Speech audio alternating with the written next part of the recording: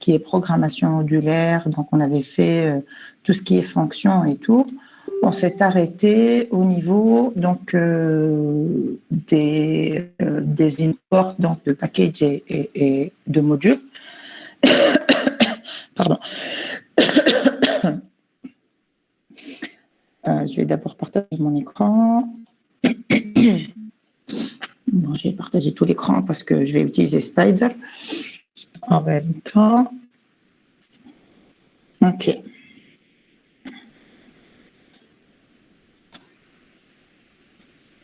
Alors,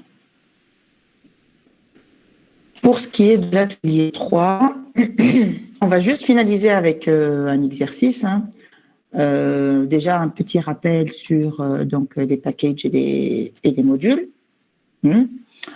Donc, on s'était dit que pour importer un module, il fallait utiliser donc, le mot-clé import et le nom du module. Puis, pour appeler une fonction de ce module, on fait module point le nom de la fonction. Pour accéder à un module dans un package, donc import le nom du package point le module. On peut utiliser aussi des alias. Par exemple, pour NumPy, on fait import NumPy as NP et par la suite, on aura juste à utiliser NP à la place donc, de NumPy. On peut utiliser aussi, importer uniquement certains éléments d'un module, certaines fonctions, si on n'a pas besoin d'importer tous les éléments. Donc, from module, on dit import, c'est quoi l'élément. Et pour connaître tout le contenu d'un module, on fait un dir venant du module. Juste une petite vérification, vous m'entendez bien, j'espère. Oui, madame. Oui, madame. Parfait. Alors, donc, là, un autre exemple pour dire, voilà comment on importe. On peut importer plusieurs donc, modules. On fait un import, par exemple, nom du module 1, virgule, nom du module 2. Ensuite, pour les appels, comme on l'a dit, on va préfixer la fonction à utiliser par le nom du module. Mais on peut aussi, par exemple, ne pas avoir nécessairement à utiliser ce préfixe. Par exemple, en faisant from, par exemple, math import, là, on va dire log power, voilà, import étoile pour dire qu'on importe tout le module en entier. Et à partir, quand on utilise cette écriture, cette syntaxe, on n'aura pas besoin nécessairement de dire math.log ou math.power. On utilisera directement la fonction. Mais ça, c'est pas toujours préconisé, surtout s'il y a des fonctions qui sont définies, par exemple, dans différents modules. OK, la même fonction qui est définie dans deux modules différents. Dans ce cas-là, il peut y avoir confusion. Donc, faites attention à utiliser cette forme-là. Juste, j'accepte, donc, accepter. Donc, je continue. Je continue.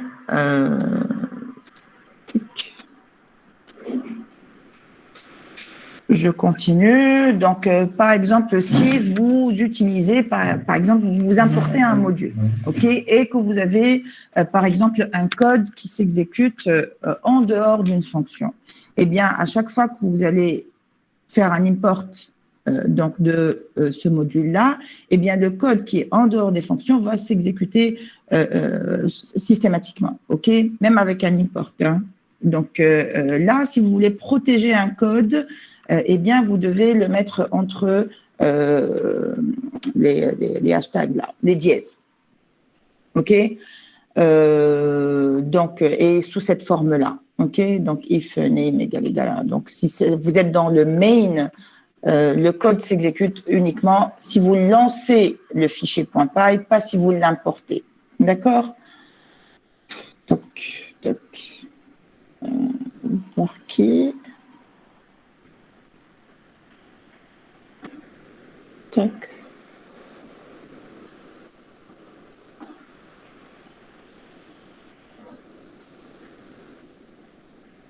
Juste.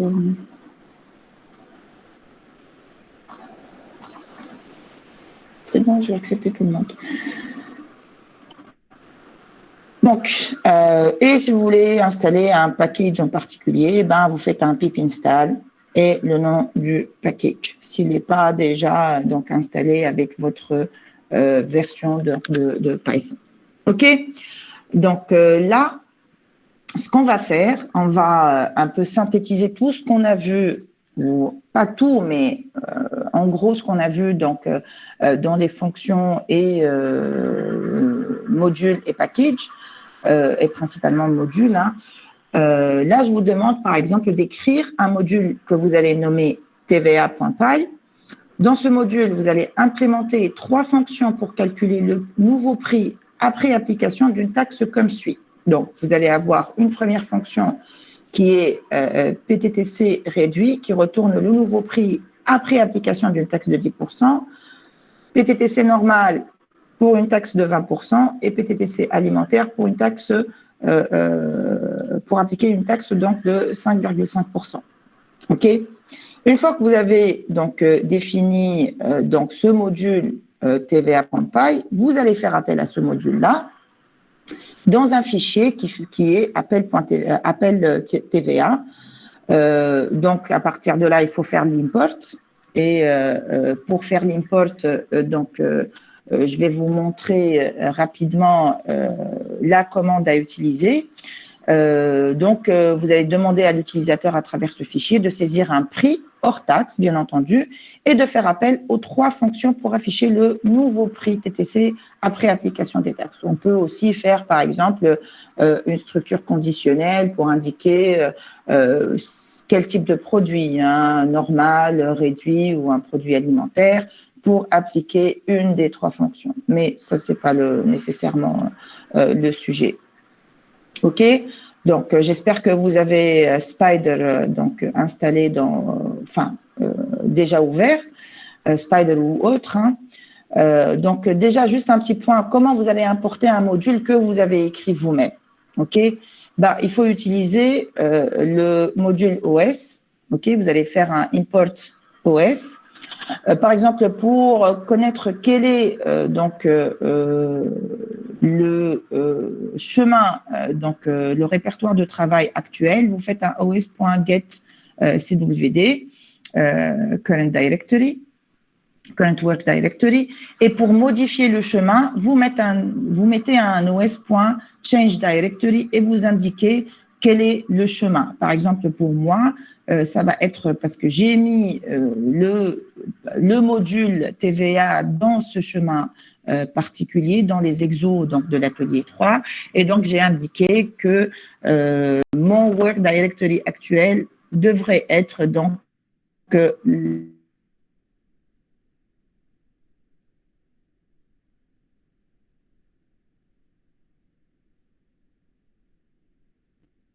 là, je pense pour lister quelles sont les fonctions, les méthodes que je vais utiliser à partir de ce module, et un help TVA qui va vous afficher en gros ce que vous avez mis comme commentaire et le chemin et ainsi de suite dans ce module. OK?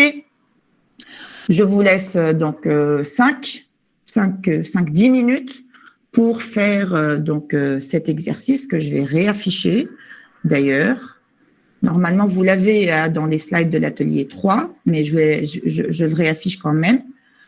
Et pour m'assurer que vous allez bien travailler sur cet exercice-là, je vais demander à certains de partager. Je vais arrêter le partage à un moment donné. Et je vais demander à 1 ou 2 étudiants, d'entre vous, de me montrer un peu ce qu'il a fait. OK? Ce sera un peu au hasard. Ou si quelqu'un propose, il se propose et il affiche son travail. OK? Je vois que déjà certains vont commencer à quitter la réunion. Anyway. Voilà. Allez-y, vous pouvez commencer à travailler. Pour ceux que ça intéresse, bien entendu.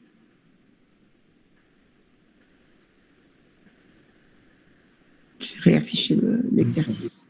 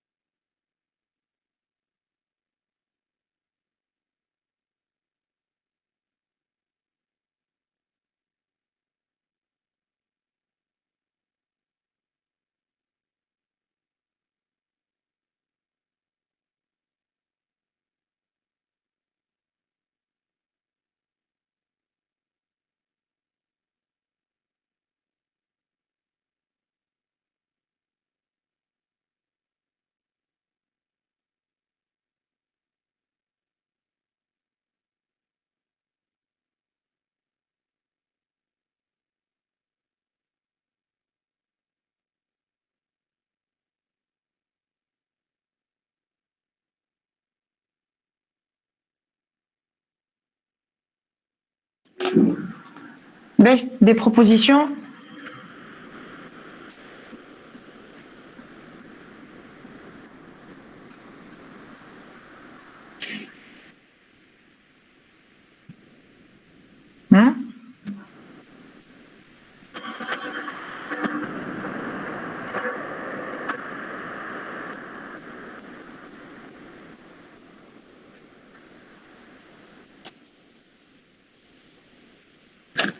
Dites-moi si je dois vous donner un peu plus de temps. Hein.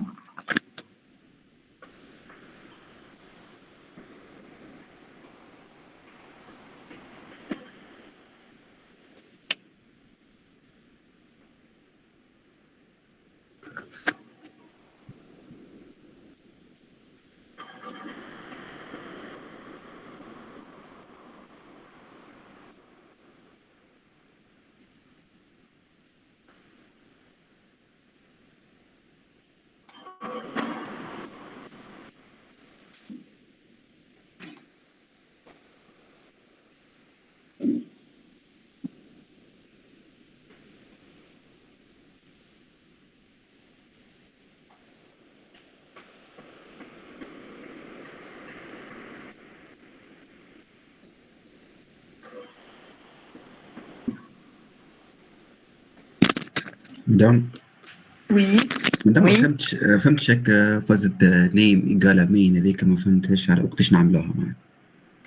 Avec Ata, en tout cas, l'exercice, tu n'as pas à le faire. D'accord? Qui est avec un module que tu vas déclarer, d'accord? Que tu vas utiliser et que, par exemple, tu as du code qui n'est pas dans une fonction. Ok, tu peux demander à exécuter du code, pas nécessairement dans une fonction, on est bien d'accord, dans un fichier .py. Parce qu'un module, c'est un fichier .py normal, quoi. Il peut ne pas avoir uniquement des fonctions ou des méthodes là-dedans. Et du coup, si vous faites un import sans mettre ce code entre les dièses, eh ben, ce code-là, il sera exécuté à chaque fois que vous faites un import, même sans exécuter directement le fichier. Si vous faites un import, il va s'exécuter automatiquement. D'accord?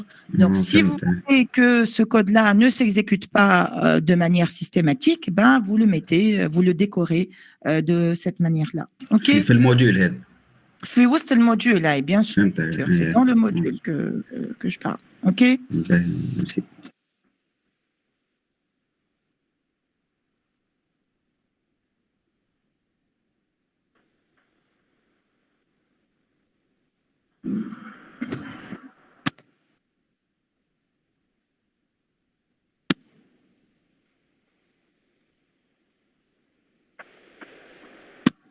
Est-ce qu'il y a des propositions de solutions? C'est pas compliqué, hein? C'est juste 3 fonctions à écrire, hein? Madame, partagez. Oui, oui, tu peux.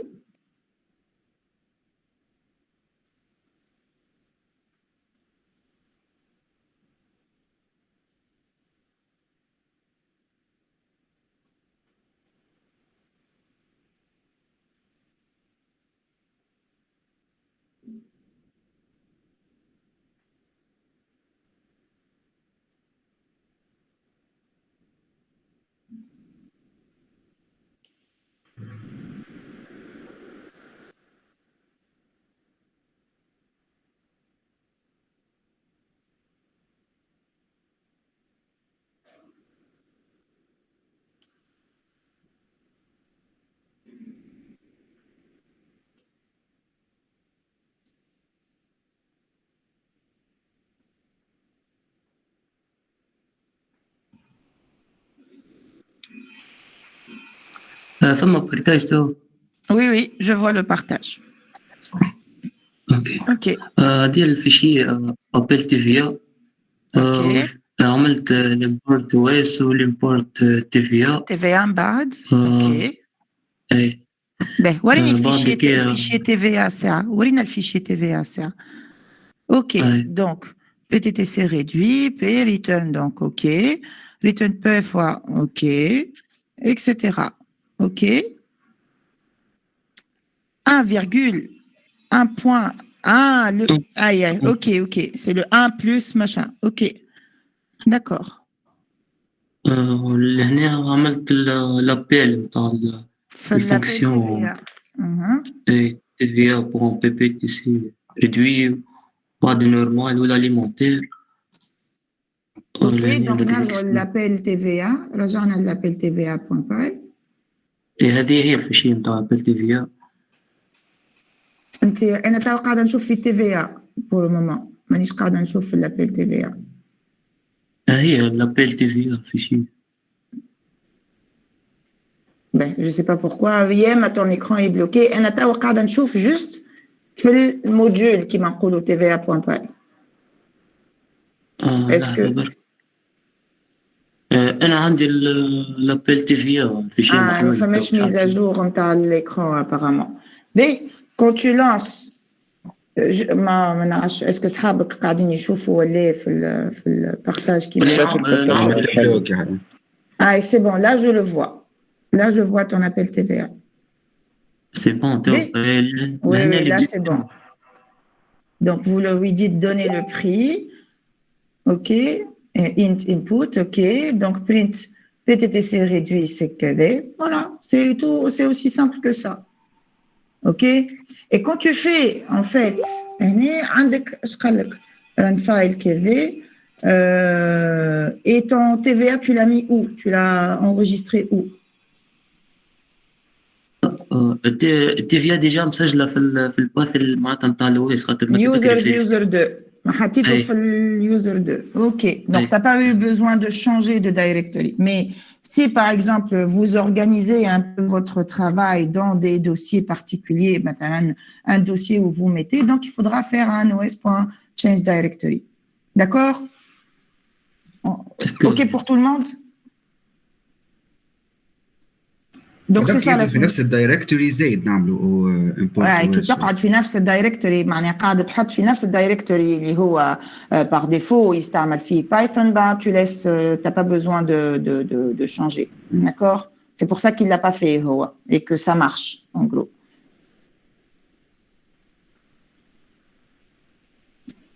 ok mais si vous par exemple vous essayez de faire d'enregistrer le TVA.py plutôt dans un autre dossier et que vous faites un import TVA ça vous donnera une erreur hein, parce qu'il va pas chercher Python va pas chercher automatiquement dans le dossier que vous utilisez pour vos exécutions voilà votre atelier il ira uniquement dans le dossier par défaut qui est le C de point users ici /user2 ok. Voilà, donc en gros, c'est ça la correction. Hein. Je vais pas, il n'y a pas vraiment quelque chose de plus à ajouter. Juste, si vous faites, par exemple, si votre ami fait un dir TVA, essaie de lancer un dir TVA, par exemple, de ta machine.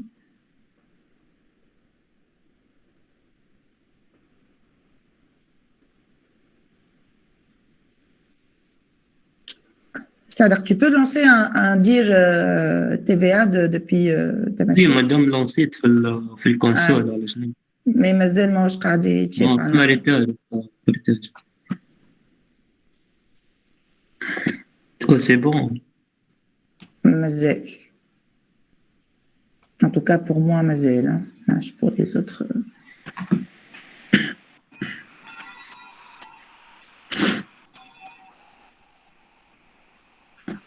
En tout cas, qu'est-ce qu'il t'affiche? Tu peux nous le dire au moins au cas. Ah, voilà, un dir TVA. Donc, il te met les built-ins. Donc, ça, c'est les méthodes magiques. Il te met voilà, les méthodes, les doubles underscore, les humains systématiquement et dans votre module. Et il y a les PTTC alimentaires, donc les trois autres fonctions que vous avez déclarées. OK? Très bien. Donc, normalement, on a fini avec le chapitre 3. Tu peux arrêter le partage, c'est-à-dire si tu veux. Hein. Okay. Je vais partager, Natao. Merci. Donc, on va maintenant passer à l'atelier 4 et qui va concerner principalement la programmation orientée objet. Avec Python, bien entendu. Hein. Madame, ما بعثتلناش l'atelier 3. ما بعثت لكمش le cours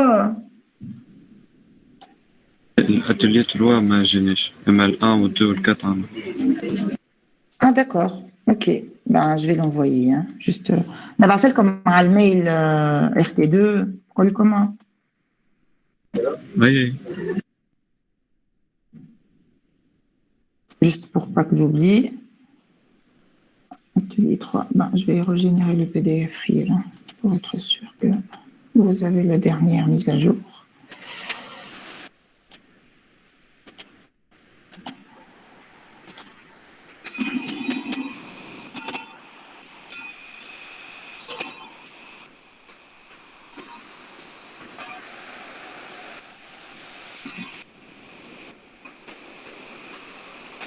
Envoyé et c'est bon, ça devrait être envoyé dans pas longtemps. Donc, je repartage donc mon écran. L'atelier 4, Kif t'en a parlé comme une petite mise à jour. J'ai ajouté un petit exercice en cours de route. Et là, parce qu'on ne va pas faire la programmation orientée objet sur une seule séance, on va la faire sur 2 ou peut-être 3, mais ça dépendra de l'avancement. OK? Donc, vous avez déjà vu la programmation orientée objet donc, en C, je crois. Je ne sais pas si vous l'avez vu en Java. Donc, là, on va expliquer un peu le principe de programmation orientée objet en Java, en Python, pardon. Donc déjà, un petit rappel. Hein. Donc, c'est quoi une classe? Une classe, c'est un type permettant de regrouper donc, dans la même structure des informations qui sont des champs qu'on appellera champs, propriétés ou attributs, qui sont relatives donc, à des objets du type classe, et en plus des procédures et des fonctions permettant de manipuler donc, ces objets-là, qu'on appellera des méthodes. Donc, les champs et méthodes constituent ce qu'on appelle les membres de la classe, d'accord? Donc, par exemple, ici, voiture, c'est le nom de la classe, couleur et vitesse, ce sont des attributs de la classe ou des champs de la classe, et une des méthodes, par exemple, c'est la méthode rouler, ok? Donc, petite remarque, la classe est un type structuré qui va plus loin que l'enregistrement. Hein. Ce dernier donc n'intègre que les champs. Les champs dans une classe peuvent être de type quelconque. OK? Il n'y a pas de typage, on a dit dans Python de toute façon. Et ils peuvent faire référence à des instances d'autres classes. OK? Bah, on voit les notions d'héritage dans Python. Donc, techniquement, on parle de classe, donc qui est la structure, d'objet qui est une instance de la classe, l'instanciation donc qui correspond à la création, au fait de créer un objet à travers, on verra bien, des méthodes de constructeurs. Et l'objet, c'est une référence, ok, c'est une référence en mémoire à un emplacement mémoire, donc qui contiendra donc le type classe que vous avez déclaré, ok. Pour Python, pour Python de la destruction, on a des destructeurs donc d'objets, mais la destruction peut être implicite aussi. Hein. D'accord, donc la destruction explicite peut être inutile. Python dispose d'un ramasse-net. Moi, je qui m'a fait C++. Ok. Par exemple, donnez-moi, si vous pouvez, donnez-moi un autre langage qui dispose d'un garbage collector qui m'a Python. Ou l'utilisation de destructeurs. Non? Java, exactement. OK? Donc, par exemple, ici, on va commencer par comment définir une classe. Ben, une classe va être définie par le mot-clé classe. OK? Par exemple, une classe point. Une classe point, quand on met entre guillemets comme ça c'est la description de votre classe. OK? Ça, c'est une description. Quand vous utiliserez plus tard la méthode magique l'attribut plutôt implicite .doc, double underscore doc, double underscore, ça, c'est un attribut implicite dont toutes les classes peuvent disposer. Eh bien, il pourra vous afficher la description que vous mettrez donc pour votre classe. OK? Si vous voulez créer un objet de type point, vous faites un point parenthèse. Là, vous n'affectez à aucune variable donc votre objet de type point. pour pouvoir l'affecter, vous allez utiliser une variable qui contiendra la référence à l'objet. Donc, par exemple, ici, P égale à point. Puisque notre classe point ne contient rien concrètement, il n'y aura pas d'instanciation claire ou en utilisant en tout cas un constructeur donc pour dire c'est quoi votre point, qu'est-ce qu'il va contenir, c'est quoi ses attributs, etc. Pour obtenir la référence à l'instance, donc vous allez faire un print de votre P. Pour afficher la description de la classe, vous faites un print p.double_doc ou vous faites tout simplement directement sans utiliser l'instance, ok? Vous utilisez directement le nom de la classe .double_doc, ok? Parce qu'on n'a pas besoin d'une instance concrètement pour accéder aux attributs implicites. Là, par exemple, j'ai fini par créer 2 points A et B, donc 2 références en mémoire, 2 instances différentes. OK? Si vous voulez, vous pouvez essayer de tester ou d'appliquer directement ces codes-là. Donc, ici, par exemple, j'ai ma classe point. D'accord? Ensuite, là, je lance le point, mais finalement, donc on vient de créer un point à la référence telle. Là, par exemple, je vais affecter mon point à une variable P et je vais imprimer le petit P. Donc, ça me donnera point object et à la référence, donc l'emplacement de mémoire de cette instance. Ensuite, je vais faire un doc et là, il va m'afficher la description que j'avais mise au début. OK? Je peux le faire aussi en utilisant tout simplement le nom de la classe. Et là, par exemple, je vais créer 2 instances différentes, donc A et B, 2 points différents. OK? B. Donc, je passe.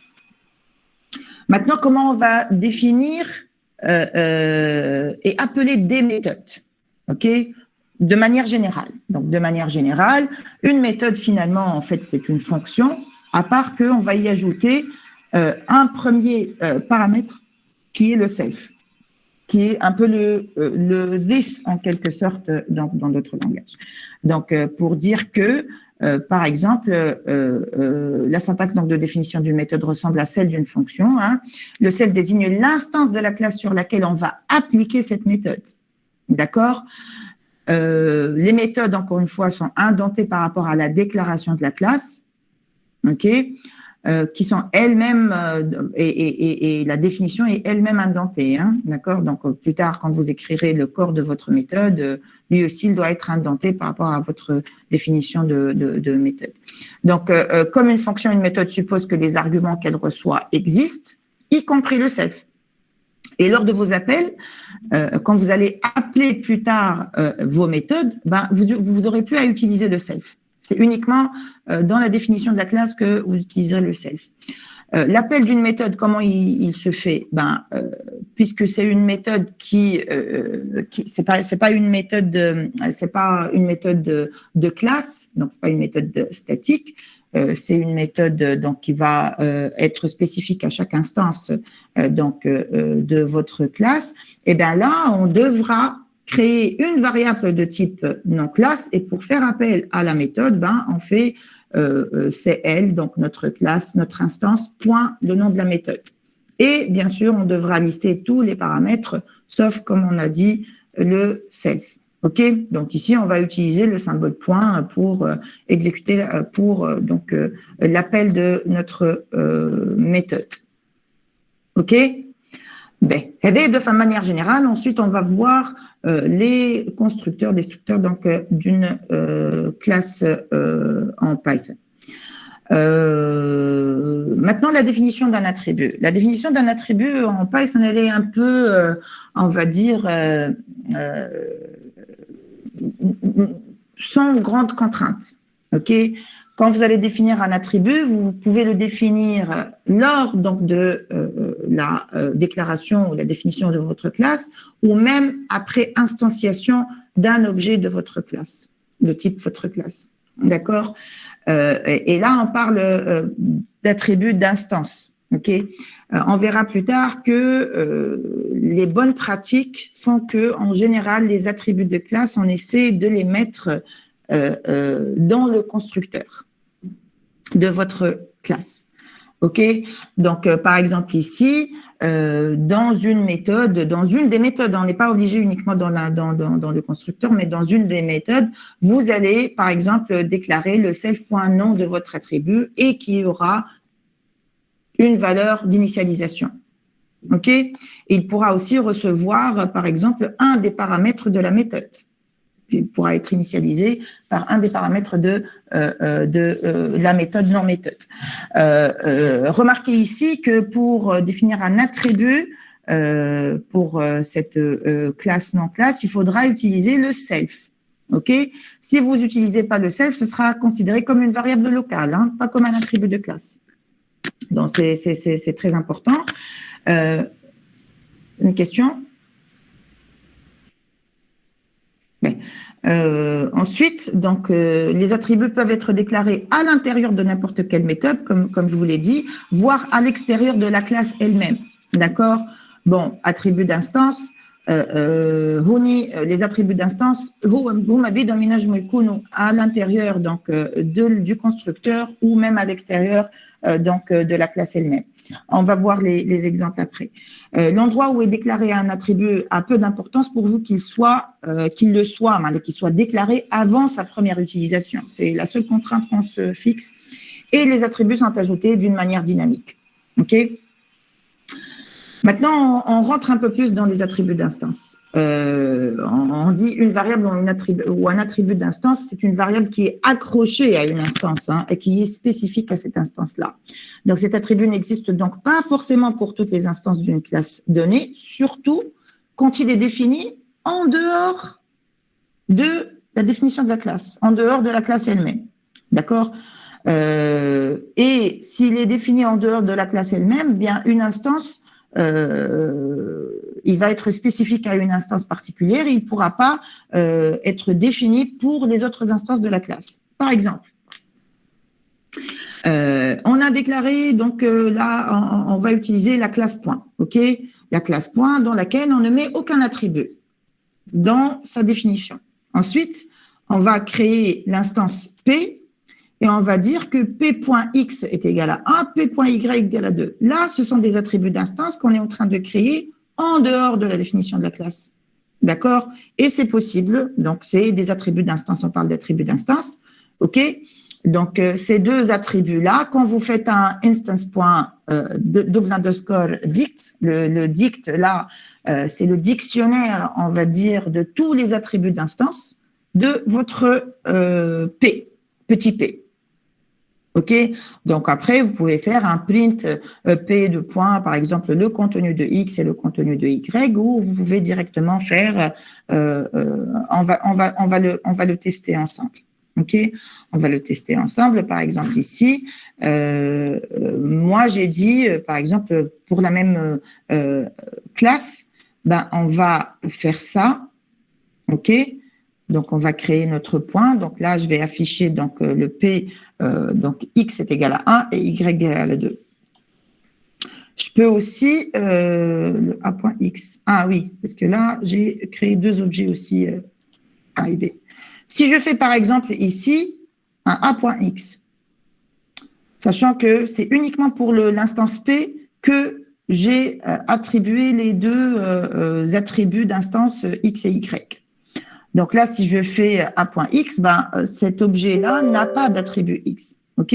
Donc, c'est vraiment spécifique à l'instance.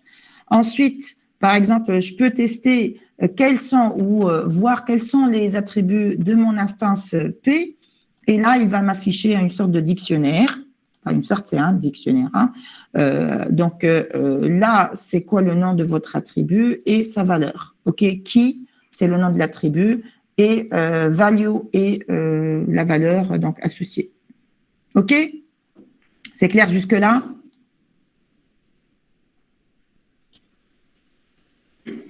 Bien.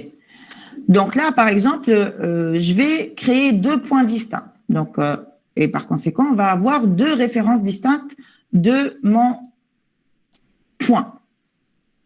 Donc là, par exemple, pour le point A, je vais lui associer X et Y égale à 1, 2.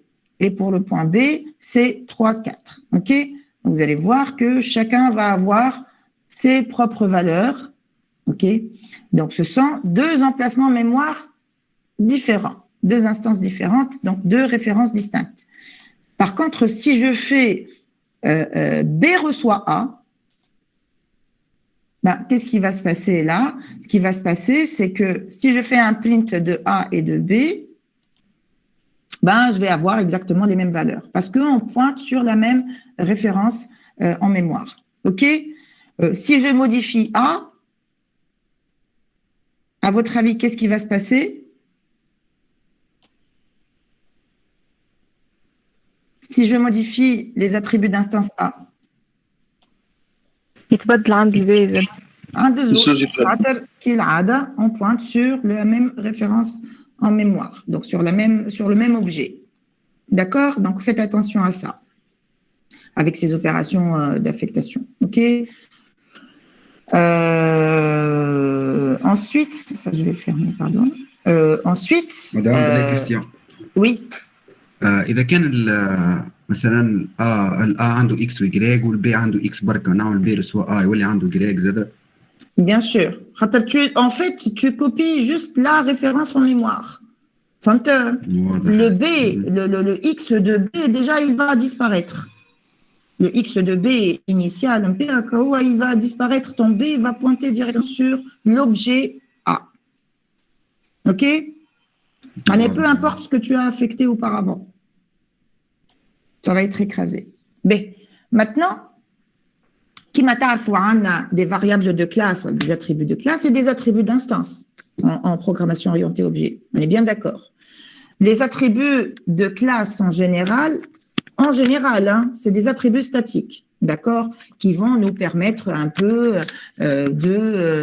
d'être utilisés même sans parfois créer d'instance, ok, de cette classe-là. Donc, quand on dit attributs d'instance, ce sont des attributs qui stockent des informations relatives à chaque instance. Et quand on dit attributs de classe, ce sont des attributs ou des variables qui vont servir à stocker des attributs communs à toutes les instances de la classe. Par exemple, ici, pour la classe dog, ben, je vais utiliser cet attribut qui est un attribut de classe statique et auquel je vais affecter canine. OK? Ensuite, ça c'est une définition donc du constructeur, on le verra plus tard. Et cet attribut-là, c'est un attribut d'instance. Pourquoi on dit attribut d'instance? Parce que sa valeur va être spécifique pour chaque instance de la classe. Donc, et en plus, c'est un attribut, même si on fait une initialisation avec quelque chose de fixe, une initialisation, un paramètre fait le constructeur, on utilise par exemple un guillemet dog, eh bien, lors de la création d'un objet de type dog, chaque objet aura le name égal à, par exemple, la chaîne de caractères dog. OK? Donc, c'est une variable qui sera spécifique à chaque instance, même si elle est initialisée de la même manière pour toutes les instances. OK? Donc ici, mathalan, si on exécute le code qu'on a affiché, par exemple, là, donc on a notre classe dog. Bon, là, j'ai fait directement deux types de variables de classe, un qui est statique et un qui va pas nécessairement être statique. Est-ce que vous me dites à votre avis comment va être utilisé le compteur là? Ben, il y a une initialisation, ok, mais quand on va l'utiliser dans le constructeur de la classe, eh bien, il ne va pas dépendre.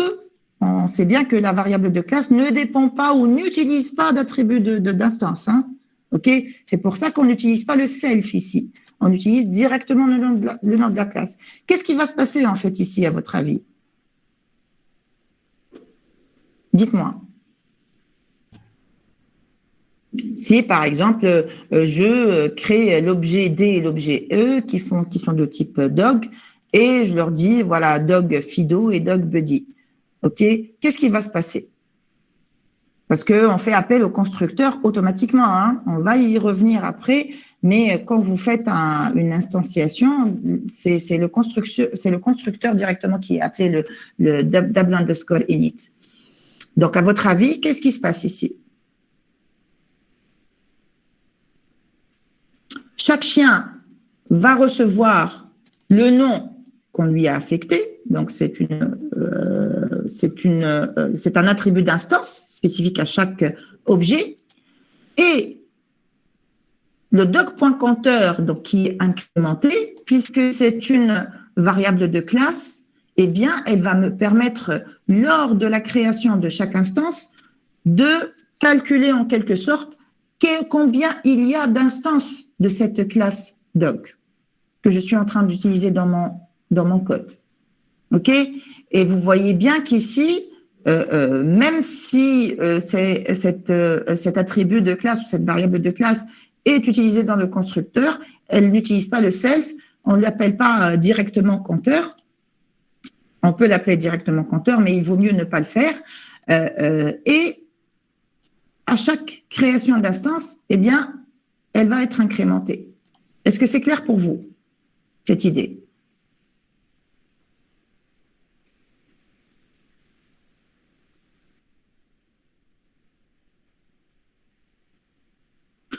L'attribut d'instance, يلزمو self قدامه.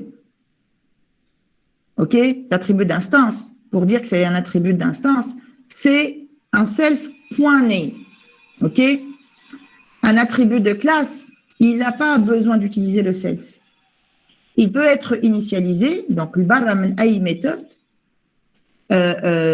il peut pas être déclaré en dehors donc de la classe. Par contre, un attribut d'instance, في بلاصة self هنا إذا كان par exemple j'ai créé l'instance D, dog Fido, et je me décide d'utiliser un autre attribut d'instance. نحب نزيد بالنسبة للدوغ فيدو نحب نزيد له عمر H. Ou bien je vais l'ajouter dans le constructeur, donc je fais un self.h, donc dans ma définition de classe, je le fais. Ou si plus tard je veux ajouter un attribut spécifique à mon instance Fido, ou نحب نعطيه l'âge نتاعو, eh bien je fais un d.âge, donc في بلاصة ما نستعمل السيلف نستعمل l'instance. OK, l'objet lui-même. Donc je mets un d.âge, par exemple هنا.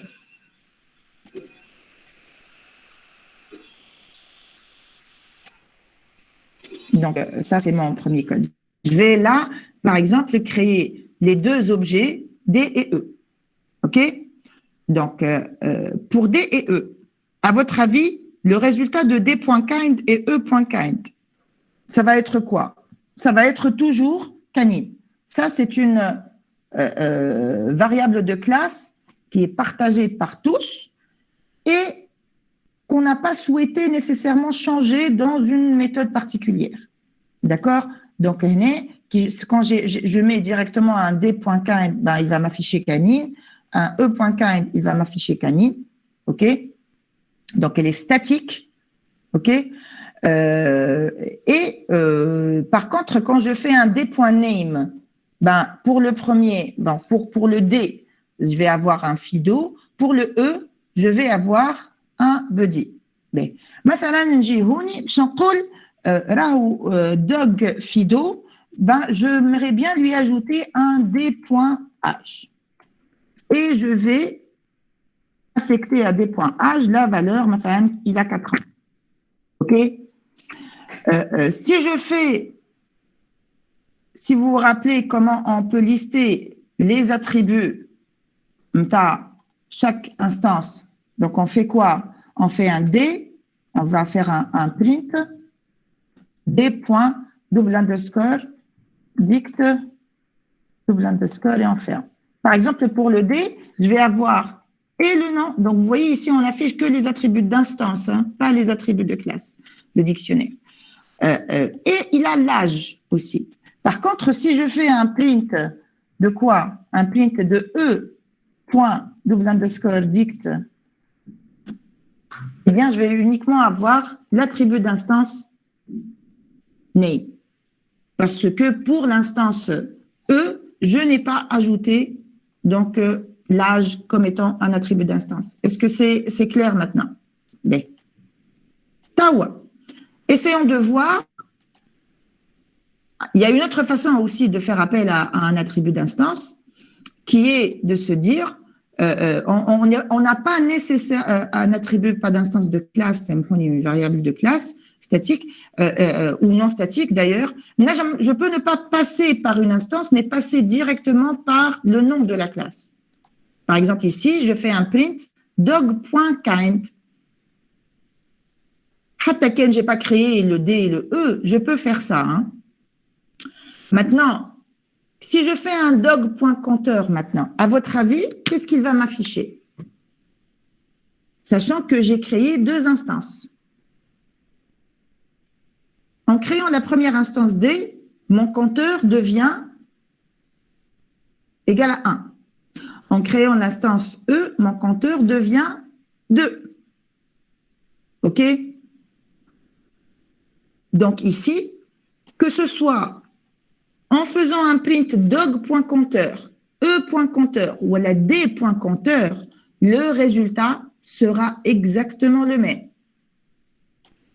Donc, si vous remarquez ici, je vais avoir 2, 2, 2. Il ne changera que si je crée une nouvelle instance. C'est selon moi ce que j'ai écrit, hein? D'accord? C'est quelque chose qu'on utilise assez souvent, hein, cette histoire de compteur, donc de variable de classe, pour justement suivre combien d'instances on a pu créer pour cette classe-là. Est-ce que c'est à peu près clair pour vous?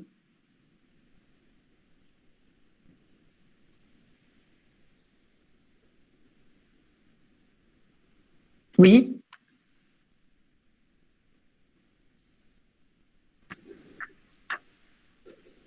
Oui. Oui. En fait, qui m'a pas comme Akbila, bahna compteur, tu peux. D'accord? Tu le mets n'importe où, là où tu veux. Tu le mets là où tu veux. D'ailleurs, c'est ce que j'ai dit au attribut d'instance.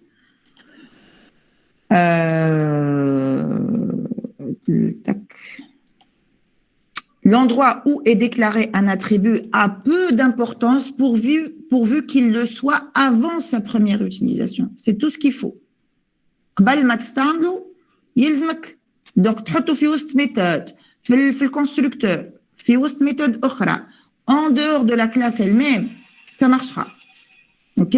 Le plus important, c'est que vous déclarez ou définissez cet attribut donc d'instance avant son utilisation et en utilisant le self. Hein.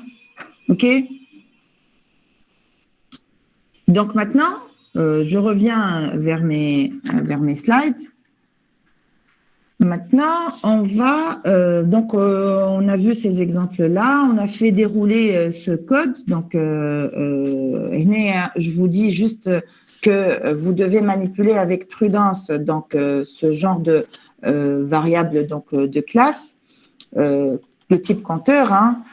Donc, c'est un champ ici, doc.compteur, c'est un champ qui est associé à la classe même, hein, non pas à l'instance. Donc, on n'utilise pas le self, on utilise le nom de la classe directement quand on veut manipuler une variable de classe.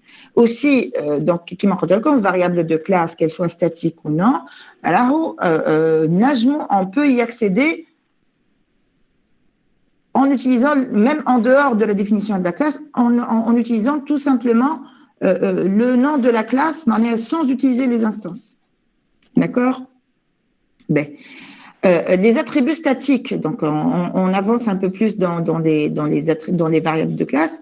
Les attributs statiques sont des attributs qui peuvent être utilisés même si aucune instance, comme je vous l'ai dit, donc de la classe où ils sont définis n'a été créée. Et si vous voulez manipuler, donc on l'a déjà vu, le d.kind ou dog.kind.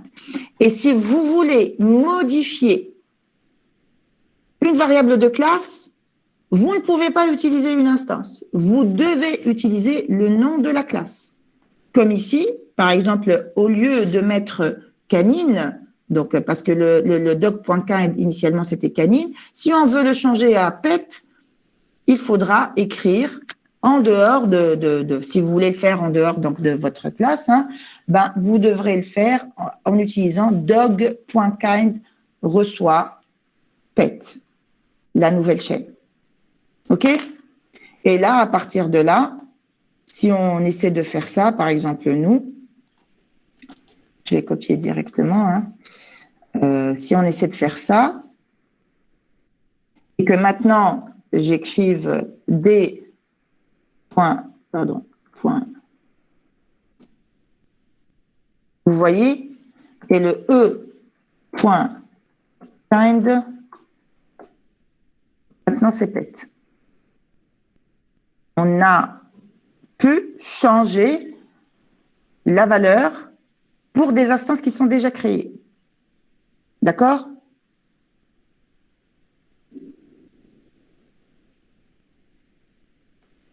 Parce que de toute façon, voilà, si je mets maintenant un dog.kind, maintenant c'est un pet. Hein.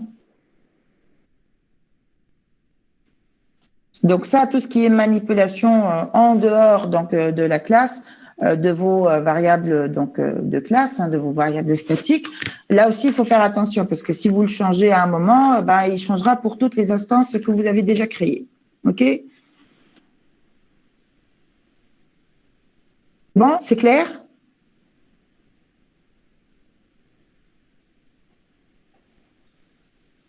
Est-ce que vous avez essayé un tout petit peu de faire, d'appliquer le code? Dites-moi si vous voulez que je vous donne un peu de temps pour tester un peu ces fonctions.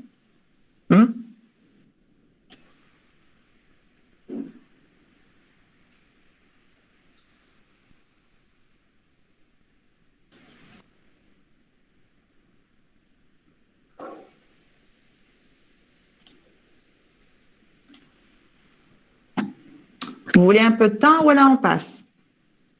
Oui, madame. Oui, شنو؟ شوية وقت. نعطيكم شوية وقت. نعطيكم 2-3 minutes, le temps que vous essayez de faire de faire le code. Merci.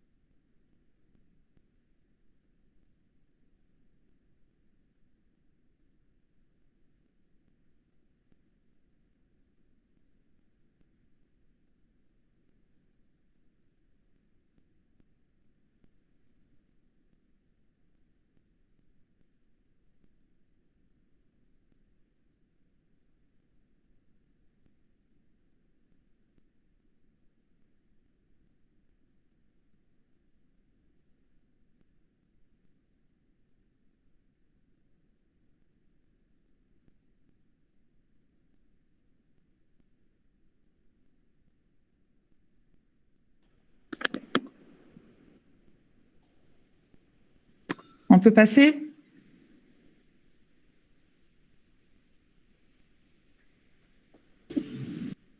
Ok. Mais, donc maintenant, on va un tout petit peu redire ce que j'avais déjà utilisé, hein, les attributs implicites. C'est quoi un attribut implicite? Ben, c'est des attributs qui sont donnés automatiquement pour chaque classe, ok? Que vous pouvez redéfinir. Donc, il existe des attributs implicites pour chaque objet qui sont pas nécessaires de fournir, de fournir une valeur à ces attributs-là, hein. Donc, par exemple, pour votre classe, par exemple, point, si vous avez défini une documentation, une première chaîne de caractères où vous listez un peu la description, eh bien, votre point doc sera systématiquement mis à jour et il pourra renseigner donc cette information. Donc, cet attribut contient la documentation de la classe. Pour renseigner cet attribut, il suffit d'ajouter une chaîne de caractères directement après la ligne de déclaration du nom de la classe. C'est uniquement là qu'on peut mettre la description. Ensuite, il y a l'attribut implicite de _ class. Cet attribut va contenir donc les objets qui décrivent la classe donc d'un objet. Donc, de toute façon, en Python, donc même les classes sont représentées par des objets, hein. Et c'est cet attribut-là justement qui est utilisé pour renseigner le type de certaines variables, ok? Et pour dire aussi is instance of, par exemple, on utilise is instance donc sous Python, ok? Pour savoir si une instance, par exemple petit p, est concrètement l'instance de la classe grand P, ok? On peut d'ailleurs essayer de l'utiliser. Je crois que je vais l'avoir utilisé, moi. Le isInstance. Je ne l'ai pas utilisé ici. Bon, on va l'écrire, hein. On va dire isInstance. Petit p, je crois que c'est grand P, hein. On n'a pas eu... Ah, point. C'est pas grand P, c'est point. Ok, donc le petit p est une instance de la classe point. Ok, par exemple, Huni, on peut essayer Kimakbila. Maintenant, qu'est-ce qu'on a vu d'autre? Donc, il y a le module. Donc, c'est l'attribut qui va vous dire dans quel module l'objet a été créé. L'objet, hein, l'instance, hein, appartient. Et le dict, comme on l'a vu, ça liste les attributs d'instance. Les attributs d'instance, donc les attributs de votre objet, spécifiques à votre objet. Donc, par exemple, avec pour les instances, l'instance E, ben, je vais dire, par exemple, je veux afficher le E.class. Donc, pour savoir quel type d'objet je peux disposer. Ben, c'est un objet qui est dans le module main, parce que c'est dans le fichier .py principal, et il est de type doc, classe doc. OK? Ensuite, si je fais un e.double_module, eh bien, ça va me dire que, en fait, votre instance est définie et utilisée dans le module main, tout simplement. OK? Donc, dans le programme principal. Et, par exemple, après, si je fais un e.dict, pour le E, normalement, on a défini, pour le D, on a défini un autre attribut, mais pour le E, on a défini uniquement le name, donc cet attribut d'instance. OK? Vous allez voir qu'en plus des attributs implicites, on peut avoir des méthodes qu'on appelle des méthodes magiques ou des méthodes implicites en quelque sorte aussi. Maintenant, on va avancer encore. Tac. Juste que je fasse dire par exemple de E. Par exemple, si je fais un dir de E, il va me lister les attributs implicites d'abord. Donc ça, c'est tous les attributs implicites et les méthodes magiques aussi, hein, donc, dont vous disposez, et mes attributs de classe et mes attributs d'instance. OK? Donc, il vous listera tout ce qui est implicitement a été créé avec votre objet et tout ce que vous avez ajouté de manière explicite, vos variables de classe, et votre variable d'instance. Par exemple, pour un dir de D, eh bien, vous allez trouver que j'ai l'âge aussi, en plus. OK? Vous pouvez les explorer. On ne va pas voir tous les attributs implicites qui sont disponibles.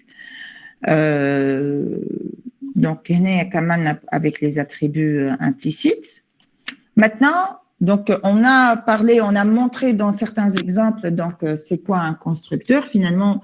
Donc, on a, pour pouvoir instancier correctement donc un objet avec Python, eh bien, il faut utiliser le constructeur double underscore init double underscore. OK? Donc, comment on le fait en général? Donc, c'est un classe, non classe de points et vous définissez, vous faites un def init self. Vous pouvez utiliser des paramètres ou sans utiliser de paramètres, mais en tout cas, le premier paramètre doit être un self. Ça, c'est invariablement ce qu'il faut mettre. OK? Donc, l'endroit le plus approprié pour déclarer un attribut en général ou un attribut d'instance est à l'intérieur du constructeur pour que les choses soient propres, bien organisées. S'il est défini, donc le constructeur, il est implicitement exécuté lors de la création de chaque instance. OK? Donc, quand vous faites un P de point, P égale à point, implicitement, vous faites appel au constructeur qui est défini donc qui est utilisé dans votre classe. OK? Si votre constructeur a des paramètres, lors de l'appel ou lors de la création de l'instance, vous devez spécifier les paramètres ou les valeurs de paramètres que vous voudrez utiliser pour votre instance. OK? Donc, la modification des paramètres du constructeur implique également la modification de la syntaxe de création d'une instance. OK? Si vous utilisez uniquement le self, vous n'aurez pas de paramètres ici. Si vous utilisez des paramètres lors de la définition de votre constructeur, eh bien, vous devez aussi modifier la syntaxe de la création d'instance. OK? Ici, par exemple, je crois qu'on a... oui, ici, j'ai mis un petit exemple pour vous dire, voilà, j'ai la classe 1 que j'appelle de cette manière-là, que je définis, on va dire, de cette manière-là. Par exemple, mon constructeur, il comporte uniquement un self. Je n'ai pas ajouté de paramètres supplémentaires. Je fais un print lors de la création donc, de mon instance et j'associe une valeur 1 à mon attribut d'instance n. Donc, toutes les instances de la classe 1 vont avoir 1 comme valeur d'attribut d'instance pour n. Donc, ici, si je fais ça, je fais un x reçoit classe 1. Donc, ça m'affiche. Vous voyez que automatiquement, le constructeur est lancé, est appelé. Et si je fais un print de quoi? Un x.n. Donc, ça, c'est mon attribut d'instance qui est défini dans le constructeur. Maintenant, je peux faire autre chose. Je peux déclarer une classe avec un constructeur qui prend 2 paramètres. Par exemple, mon n, je ne veux pas lui affecter une valeur par défaut, mais je veux qu'il contienne, par exemple, la moyenne des 2 paramètres du constructeur. Par exemple, ici, on dit cette classe 2, son constructeur edit va avoir inévitablement le self, puis 2 paramètres A et B, et l'attribut d'instance n, eh bien, il aura comme valeur A plus P sur 2, tout simplement. OK? Et lorsque je vais créer une instance, eh bien, je suis obligé, par exemple, si je mets un X,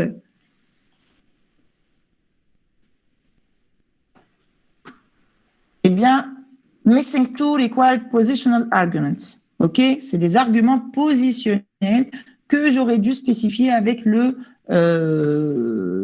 demande de création, donc l'appel à init, ok, parce que init est, comme on l'a dit, est appelé automatiquement. Donc si je la passe avec les deux paramètres, eh bien c'est bon. Normalement, si je fais un print, il va m'afficher un set. Ok? C'est clair? Donc, خذوها comme قاعدة.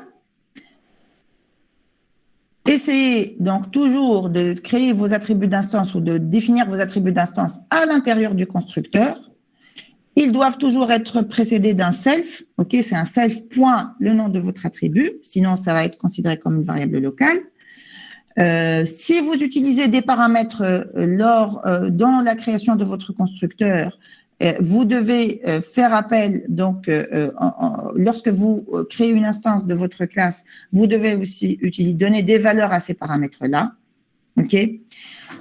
Python permet d'utiliser une méthode de destruction, qui est la méthode double underscore del, double underscore, mais qui n'est pas nécessaire, comme on l'a dit. Ok. Donc, si vous voulez explicitement supprimer un objet, eh bien, vous faites un del objet directement. Ok. Etc. B. Maintenant, on va faire un petit exemple. Un petit exemple, Houni, Mathalan, pour cette classe qu'on appellera personne, j'ai mis une petite description et ensuite, j'ai utilisé un constructeur qui prend uniquement le self comme paramètre par défaut. OK? Et puis, j'ai listé des champs qui sont le nom, l'âge et le salaire donc d'une personne. Et à chaque fois, je fais une initialisation. Ok, donc ce sont des attributs d'instance auxquels, pour chaque instance, ils vont être initialisés à ces valeurs-là. Ok, donc ça c'est une première façon de faire. Par exemple ici, pour personne, un 17 classe personne, donc je vais déclarer de cette manière.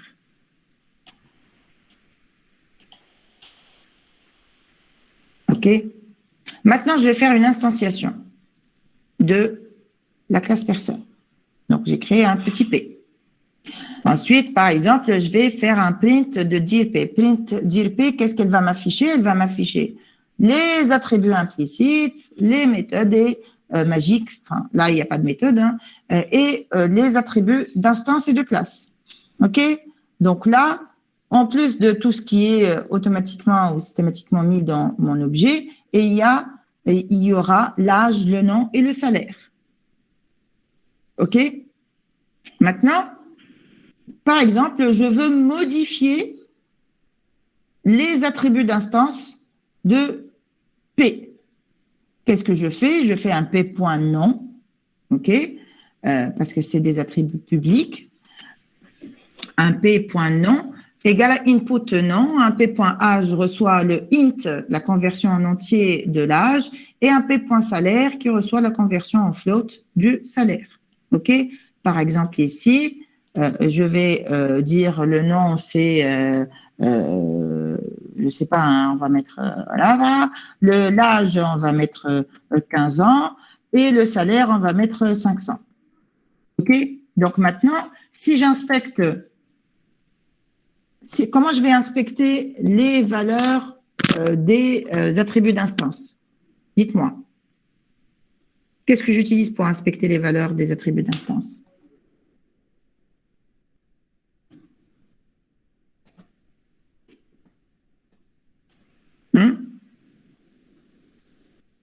La dict. Voilà. Donc, il va m'afficher le nom, c'est Rava, l'âge, c'est 15, et le salaire, c'est 500, c'est un float. D'accord? Bien. Maintenant, on peut se dire, pourquoi se casser la tête à, par exemple, là, on va faire, par exemple, un affichage, hein, et on va utiliser la fonction isInstance.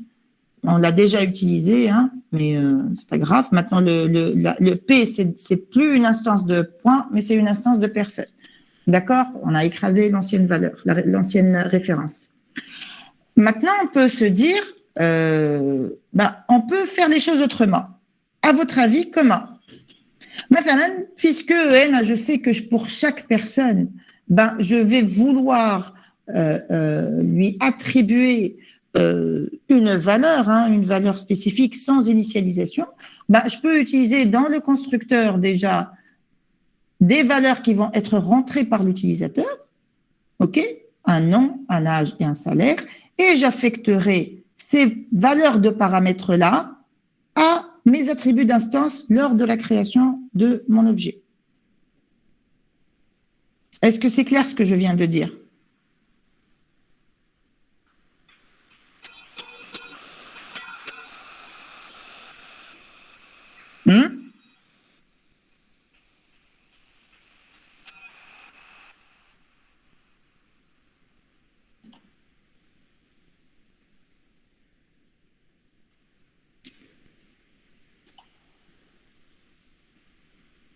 dans la méthode de classe, méthode statique. مثلا هنا في personne other.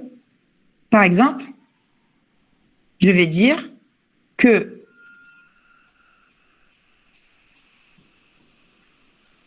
ma classe personne maintenant, c'est quoi? Elle va utiliser, donc je définis la méthode init, le constructeur, et je dis que, allez, je vais faire ça, je vais revenir au fichier précédent. Donc, au lieu de faire exactement ça, on peut se dire plutôt, ça c'est ma classe personne, ok? Et quand je fais un point P reçoit personne, je devrais écrire là-bas 15 et on a dit 700. De toute façon, allez,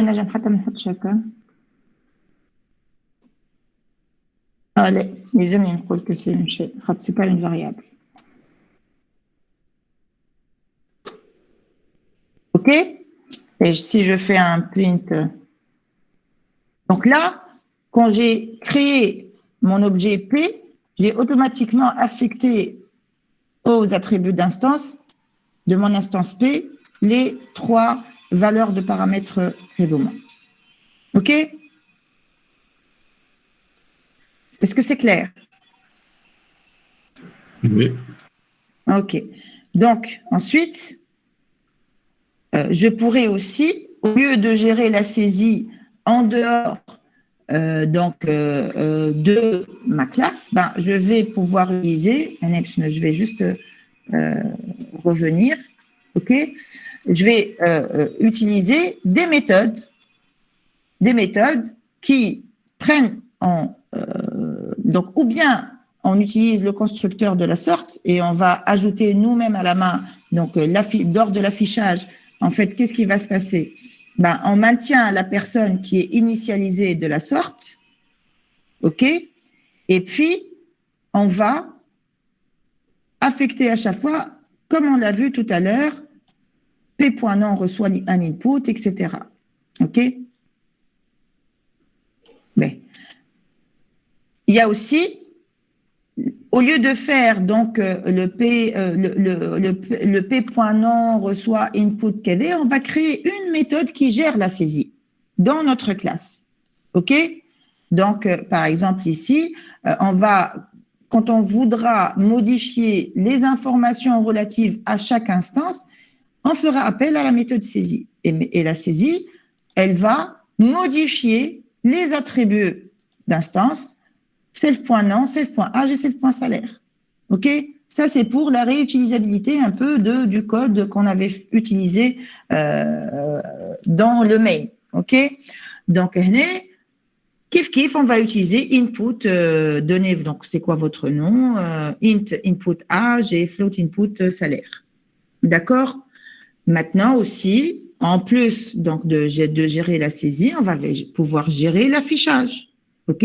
Même si l'affichage, c'est le dict peut se charger de gérer l'affichage, mais le dict va vous afficher tous les attributs d'instance. On peut se limiter à afficher uniquement des attributs particuliers en utilisant cette fonction affichage. OK?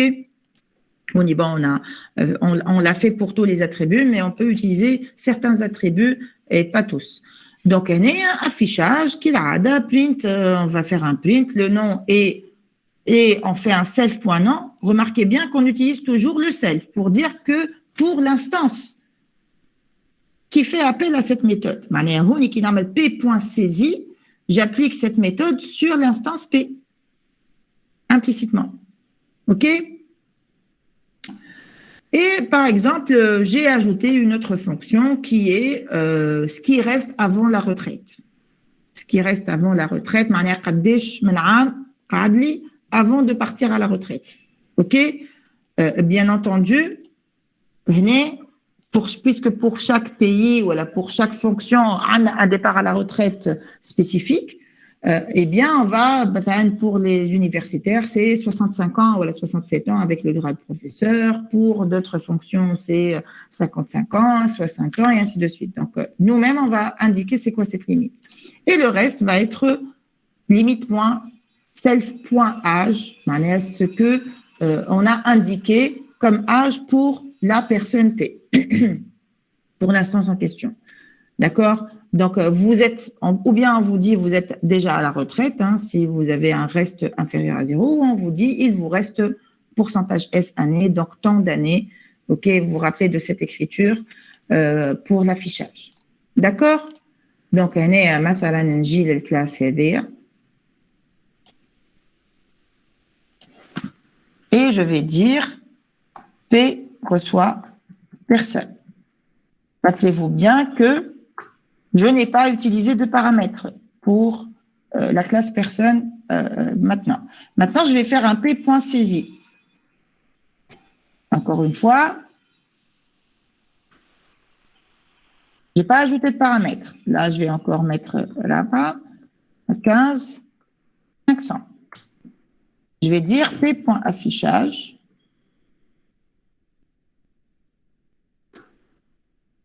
Et je vais faire un P.retraite, je crois, ça met retraite. Mais pour retraite, j'ai utilisé une limite, on va dire 65. Il vous reste 50 années. D'accord? Voilà. Un autre point aussi qu'on pourrait ajouter ici, c'est qu'on peut créer une collection d'objets personnes. D'accord? Par exemple, ça, c'est pas dans votre cours. Si vous voulez, je peux vous envoyer le fichier après. Par exemple, ici, je crée une première liste vide et je vais gérer la saisie des personnes. مثلا نقول عندي 10 personnes, un N, combien de personnes que je souhaiterais créer, d'instances de personnes que je souhaiterais créer, et je vais boucler sur ce N, et à chaque fois je déclare un A, et je fais A.saisie, et je fais un append de mon instance A dans la liste créée, initialisée à vide. Et ensuite pour l'affichage, je fais quoi? J'ai plus besoin d'utiliser le N, j'utilise for P in list, donc tête de ma liste, et j'affiche, par exemple, ma personne.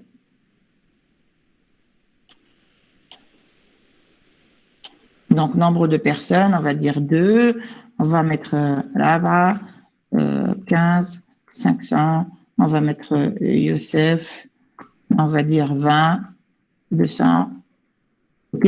Et là, affiché, il m'a affiché à chaque fois son nom et son âge et son salaire et etc. C'est bon?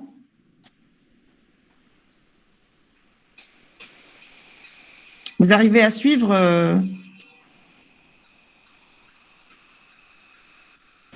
Oui, madame. Ah, B. On va plus trop tarder, On va plus trop tarder. Je pense qu'il y a suffisamment d'informations pour aujourd'hui. surtout qu'on n'est pas en train de faire d'exercices, de contrôler les exercices. Bon, tout ce qui est ajout de méthodes, les méthodes spéciales, etc. On va essayer de faire ces parties-là. Ok, donc ça c'est fait. On a comme proposer une autre méthode pour définir la classe, donc avec constructeur et méthode. C'est ce qu'on vient de faire sous Spider. D'accord. Maintenant, comme pour d'autres langages de programmation orientés objets, eh bien, on va pouvoir utiliser des méthodes statiques. Ce sont des méthodes ou des méthodes de classe. Vous savez très bien que pour les méthodes de classe ou les méthodes statiques, eh bien, on ne peut pas utiliser d'attributs d'instance ni d'utiliser à l'intérieur des méthodes d'instance. OK? Il n'y a rien qui soit spécifique aux instances dans la définition d'une méthode statique ou d'une méthode de classe. D'accord? Et pour définir une méthode de classe, eh bien, il faudra ajouter le décorateur @staticMethod avant. D'accord? Et dans les méthodes statiques, on n'a pas à utiliser le self. Il n'y a pas de self dans la déclaration d'une méthode statique. OK? Ben, sauf si vous en avez besoin, hein, mais c'est pas demandé, c'est pas exigé. OK? Par exemple, ici, pour une méthode non statique, on va utiliser, voilà, cette définition. Donc, def method, on utilise obligatoirement le self et on fait un print, machin, méthode non statique. Et là, vous faites pour utiliser une méthode non statique, hein, une méthode normale, quoi, de classe, eh bien, vous devez créer une instance et faire un X point, le nom de la méthode. Par contre, pour une méthode statique, eh bien, vous allez utiliser le @staticMethod avant de définir votre méthode statique. Ensuite, vous allez dire def method. Ici, on n'a pas besoin d'argument. Et on écrit, par exemple, ici, print méthode statique. Et lors de l'appel de la méthode statique, eh bien, on passe directement par le nom de la classe. Et c'est classe. OK? On ne passe pas par une instance. D'accord? Ça, c'est des méthodes statiques.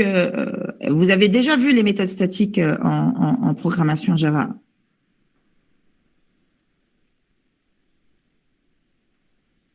Oui, madame Lina. D'accord. Donc, c'est juste, voilà comment on utilise, on déclare une méthode statique en Python, hein, tout simplement. Maintenant, Python vous donne aussi la possibilité d'ajouter des méthodes qui ne sont pas initialement définies dans la classe, mais on peut les ajouter dans notre classe en utilisant le mot-clé class method. Et à condition que cette méthode ou accepte un premier paramètre qui recevra l'instance de la classe. D'accord?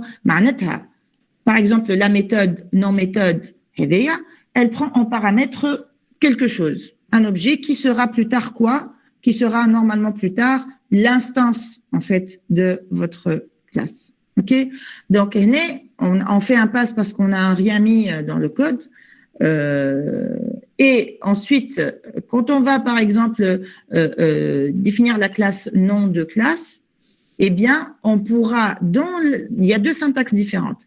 Ou bien c'est dans la classe qu'on va dire, en fait, on a une nouvelle méthode qu'on appellera un non-méthode, et en fait, qui sera la non-méthode déclarée en dehors de la classe. Et on dira que c'est class method non-méthode. Ici, quand on dit non-méthode, c'est pour dire, venez, ramenez-moi la méthode qui a été déclarée en dehors de la classe, qui s'appelle non-méthode.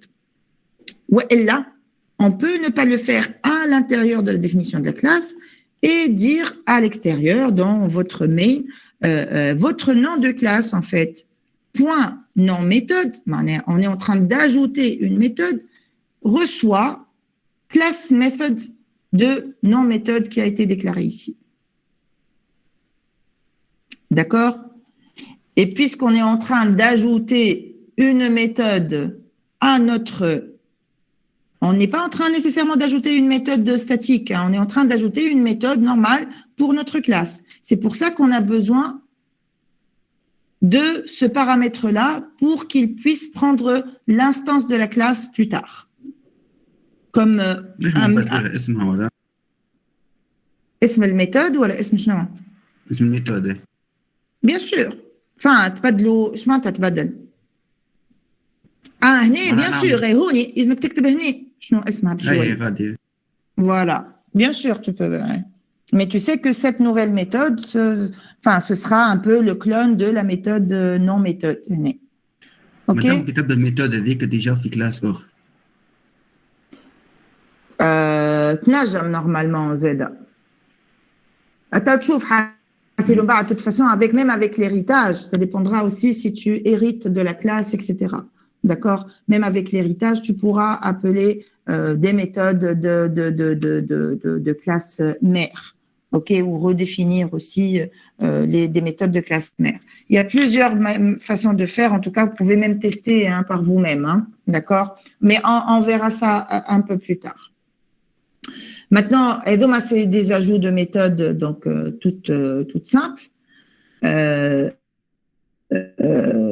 Et puis, il y a aussi, en plus des méthodes qu'on va nous-mêmes créer donc de A à Z, il y a des méthodes, ce qu'on appelle des méthodes magiques spéciales, donc sous Python.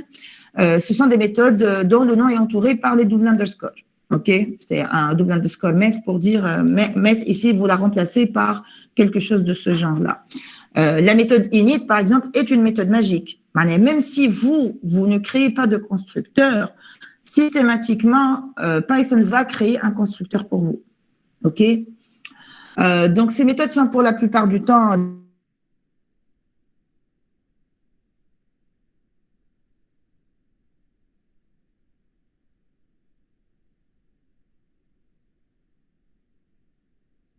destiné au fonctionnement, à changer le comportement. Normalement, le double underscore SQL, parce que vous avez un affichage donc, que vous pouvez gérer pour votre fonction. Mais vous pouvez redéfinir l'affichage d'un objet lors d'un appel à l'instruction print. OK? Donc, si vous redéfinissez cette fonction-là, un def double underscore string, ça veut dire que vous êtes en train de redéfinir l'affichage. Vous n'allez pas utiliser l'affichage systématique de print, automatique de print. Double underscore representation définit la chaîne de caractères retournée suite à l'appel de l'instance dans un print. Double underscore equal ou la not equal, c'est pour faire une comparaison. Et on peut redéfinir la comparaison. On ne va pas comparer des références maintenant, on va comparer des instances. Par exemple, la classe point. On dit un point A et un point B. Quand je fais un A égal à B, ici, je suis en train de comparer des références d'objets. Mais concrètement, je veux comparer les coordonnées de mes deux points A et B. D'accord? Et dans ce cas-là, on pourra utiliser la méthode magique double underscore equal et on pourra la redéfinir pour dire que quelque part pour dire que A est égal à B. Alors il faut que A.x soit égal à A.y, et B.x soit égal à A.x soit égal à B.x et B.y soit égal à A.y. D'accord? Madame? Oui? Tu compares les cas des attributs communs? Logiquement, quand tu vas comparer, tu vas spécifier que tu compares les attributs communs. Maintenant, il y a pour un point que je définis dans l'espace 2D ou un autre point que je définis dans l'espace 3D. Le B a de 3 coordonnées. Si je vais comparer, je vais dire que je compare selon le X et le Y, non selon le Z. Un attribut d'instance pour le B, Z2, il est spécifique à l'instance B. C'est à toi de définir comment tu fais ta comparaison. Voilà. OK? Tu définis cette comparaison. Donc, il est quand la comparaison, les références dans les instances, il faudra que tu dises là que tu vas comparer les attributs d'instance concrètement. Et on va le voir avec l'exercice que je vais vous proposer, ok, que je vais vous proposer de faire. Donc, pour les méthodes spéciales, pour la classe non-classe, je vais redéfinir le double underscore strict, ok. Par exemple, le type d'affichage que j'aimerais faire automatiquement avec avec un print, d'accord. Elle doit bien sûr avoir un return. Hein. J'ai oublié de vous dire que il y a que le constructeur qui ne doit pas avoir de retour, qui doit rien retourner. Mais toutes les autres méthodes peuvent retourner donc des valeurs. Par exemple ici pour le add, pour gérer l'addition. Pour gérer l'addition, chaîne 1 plus chaîne 2, ça fait automatiquement une concaténation. Mais si ma chaîne est un attribut donc d'un objet, donc d'une classe, d'une instance donc de classe, eh bien quand je vais vouloir additionner, il faudra que je modifie le double underscore add pour que finalement ça se fasse uniquement sur l'attribut chaîne donc de chacune des instances de la classe, je sais pas, de la classe personne, etc. D'accord. Quand je vais faire un appel, je crée un objet C1 et un objet C2. Quand je vais faire un C reçoit C1 plus C2, le plus là, qu'est-ce qu'il va exécuter derrière moi? Il va exécuter derrière le add que j'ai défini dans ma classe. D'accord? Et je peux le faire de manière explicite. C'est une manière implicite pour dire que le plus, en fait, devrait correspondre à un add. J'ai redéfini une méthode magique, ok, pour qu'elle corresponde au traitement que je souhaite faire dans ma classe. Donc, la syntaxe est صحيحة. Le plus va faire appel automatiquement à cette méthode add. Et cette syntaxe-là est aussi correcte. Je vais pouvoir faire, puisque j'ai pris quoi comme argument? J'ai pris l'instance elle-même. Donc, l'appel manstaqlesh. Et autre, ça va être quoi? En fait, l'autre, ça va être le deuxième objet. Donc, notre nouvelle valeur, ce sera un C1.add C2. D'accord? Vous pourrez tester ces choses-là donc par vous-même. Ce que je vous propose, un atawa, et normalement, je vous ai envoyé ce nouveau... Je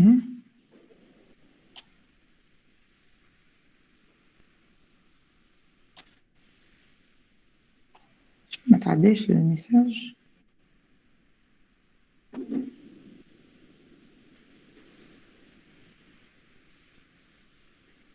اللي عاودت بعثت لكم لي سلايد دونك باش نعاود نبعث لكم مرة أخرى les nouveaux slides de l'atelier, c'est base. On peut faire un PDF, c'est plus simple.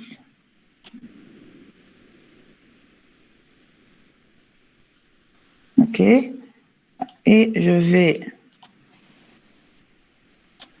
l'ajouter.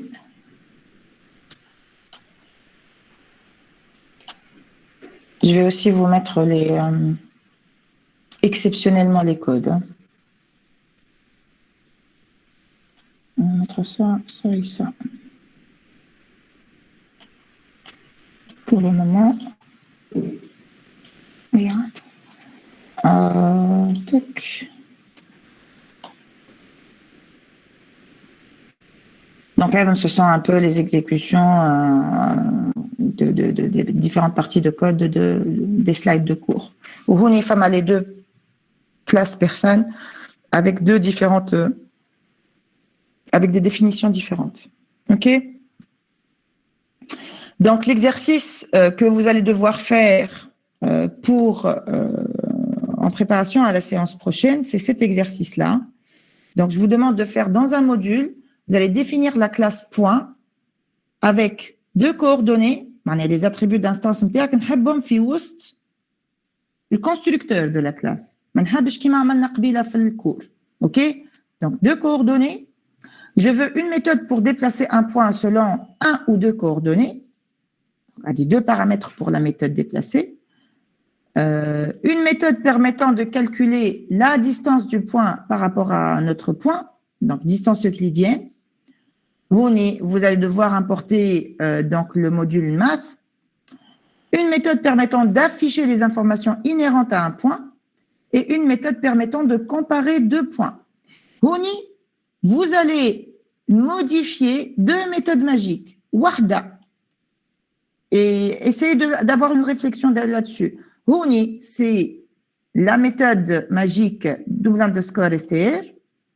Ou c'est la méthode magique double underscore equal. Voilà not equal. كما تحبوا. اللي هما هذوما. D'accord? هوني عندي méthode magique add, عندي la méthode magique is add pour dire définir le résultat retourner suite à instance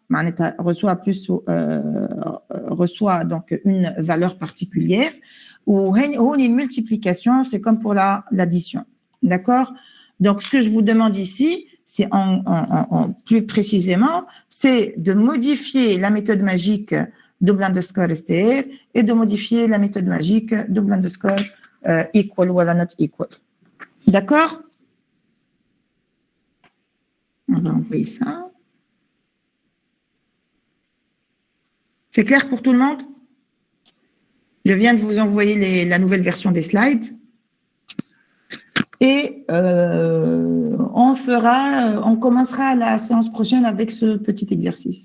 Et on essaiera de finir un peu les slides de cours. D'accord? Il nous reste donc l'encapsulation, les propriétés, l'héritage et le polymorphisme. Mais on va pas s'approfondir beaucoup trop là-dedans. Hein? D'accord? On va essayer de survoler un tout petit peu parce que l'objectif, c'est de vous ouvrir un peu à les possibilités en POO avec Python. Mais on voudra aussi passer à autre chose plus tard. Des questions?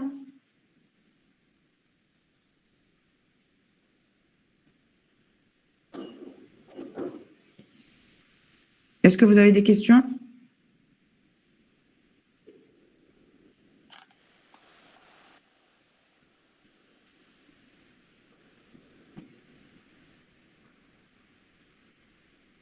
نستنى شكون يجاوبني ولا جو كيت وكا؟